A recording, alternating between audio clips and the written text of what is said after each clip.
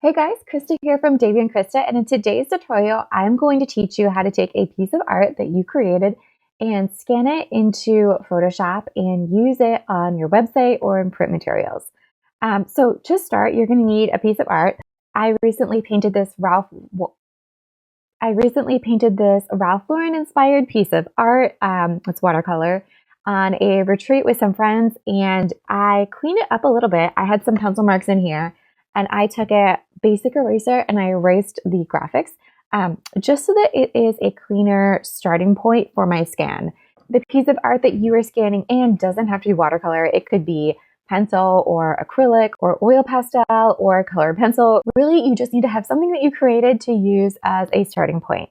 So I'm going to take this piece of art and I'm going to scan it in my scanner at the highest resolution possible. So my scanner can be changed to go up to a 300 dpi resolution, and that's going to ensure that we have the largest and most clear graphic to start with. I'm going to scan mine in as a JPEG, but really it doesn't matter what kind of file format you're using as long as it's high resolution. If you're curious about the exact printer that I'm using, I just have a basic HP scanner printer combination, and I don't think that you have to have a really fancy scanner in order to do this. So I'm going to scan mine and then pull it into Photoshop and show you. Okay, so this is my scan and what it looks like when I pull it into Photoshop. And right now I can see that it's a little bit overexposed. And you might be able to do some of these things in something like Canva, although if you're going to be doing this level of editing and this level of detail work, I think that the Adobe Illustrator suite is really going to be your best bet. So I'm going to start by cropping my design a little bit because I can see this space where the paper ends, and I just don't want that on here. So I'll hold down Shift and I'll make my crop tool and crop it in a little bit. And I'm going to zoom in a little too. I think that we're going to try to adjust the brightness too to see if we can lower the brightness because it's really pretty high right now. I don't know if that's making a big difference. So if you don't see the brightness changing a lot in the brightness and contrast, we can try our levels as well. So let's see what happens if I pull this down. I can, this middle tool is going to darken the lines in my design. And I think if I move this top tool right here, it's going to darken the whole thing a little bit. So sometimes you just need to play with it a little bit to adjust the contrast and get it right. You could also, let's turn that off. Let's turn this layer off. We could try auto correcting it and see what that does. So we can come in here to auto tone. That actually gets my tones a little bit more true to the tones that I painted it with.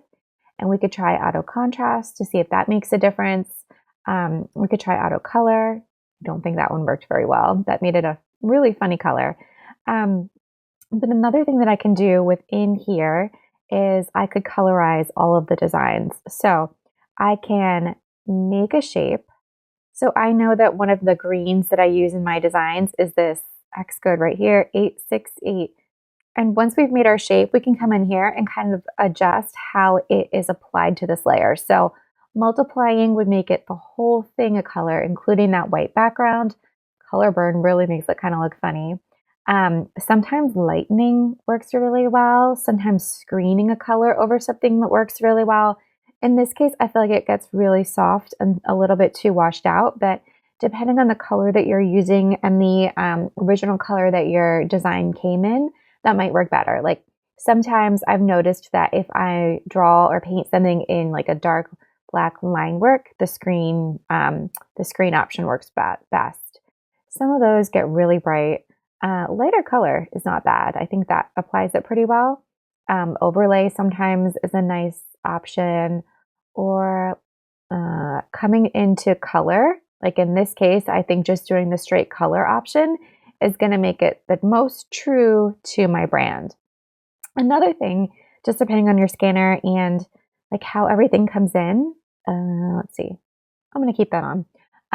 You might need to change the brightness in here so that this is a true white background. So another thing that I've noticed is that if your scan comes in darker than mine did, mine came in kind of overly exposed, you might need to do an adjustment layer to brighten it up and make the white background like a true white in order to make it easier to remove it. So I could come into my levels and I can select, let's see, this middle one right here, and I can expose for the white background by clicking on that. In my instance, it doesn't actually change really at all because mine came in so bright, but I've noticed that if your skin comes in dark, sometimes you need to do that to get it evenly exposed so that it looks truly white.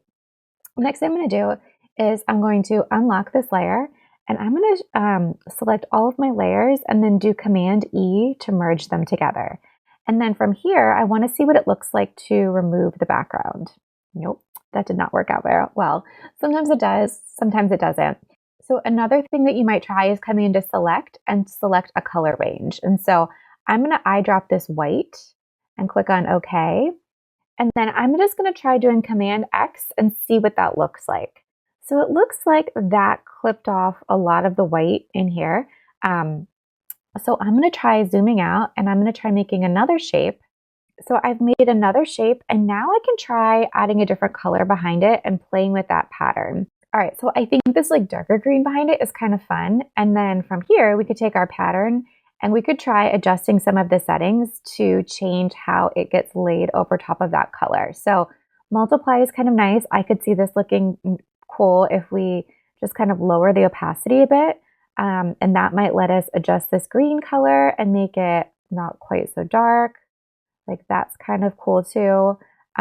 We could always go darker or even make it like less intense. I'm going to go full opacity again. But you could experiment with different burns on here or screening it. That's kind of fun. Or screening it will make it lighter. We could do lighten. I like that too. Screening it might be fun if we did it over like a blue too, like that. And then we could lower the opacity a bit if we wanted to, kind of like that. Or we could switch it to overlay or soft light. And my opacity is down right now, so we're not going to see like the full difference in contrast. But hopefully this gives you an idea. Luminosity is kind of fun too.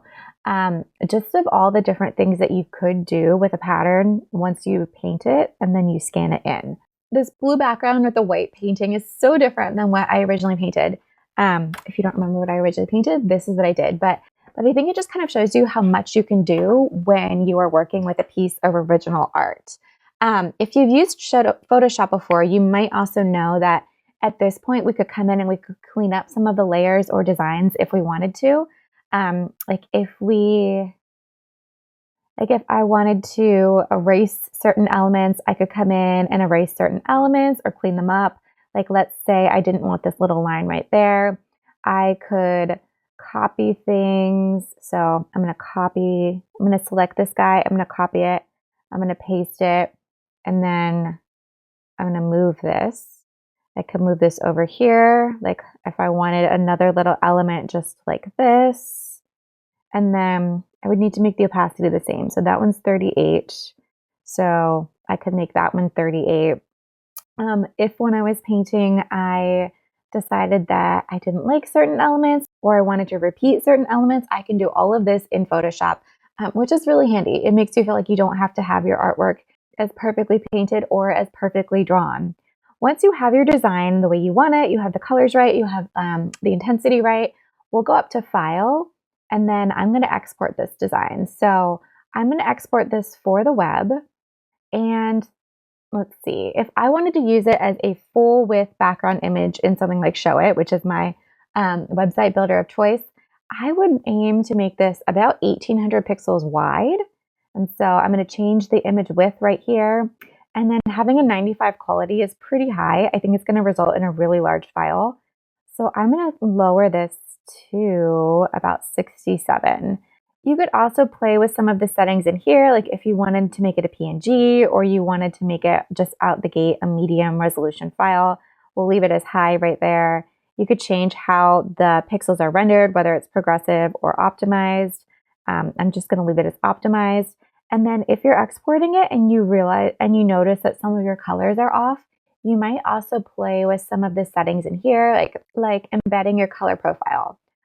Let me also show you if you wanted to make this a transparent PNG file so that you could overlay it on any design, we could remove this background color right there. And I think if we do that, we're going to lose some of the colors in this overlay, but we'll just try exporting it and see what it does. I could come up here to File and then Export, and I'm still going to do this Save for Web, but I'm going to make it a PNG 24, and that will remove that background. And I could change this to 1800 pixels wide, and I would then click on Save, and it's going to export this as a transparent PNG. I'm just going to put it on my desktop. So once you have your file exported, you can pull it into your website editor. So I'm going to pull both of my files into Showit so you can see what this looks like. So those are now loaded. And let's see, I could set this to be my canvas background. So we'll make that an image, and I can add this blue. And I could set this to be parallax. And then I could even play with the opacity in here even more. So I could lower this opacity, or I could add the PNG version, which is not looking too hot right here. But I could put it over the green, and then I could lower the opacity a bit. And then if I pull it in here and do a preview, we can see that it's loaded in here, and then it works as the background, and that I could start adding other elements on top of it. Okay, so if you guys have any questions about that process, drop them in the comments below, and I will do my best to answer. And if you like this video and you want to see more tutorials from us, be sure to hit that like button and subscribe to our channel. Thanks, guys.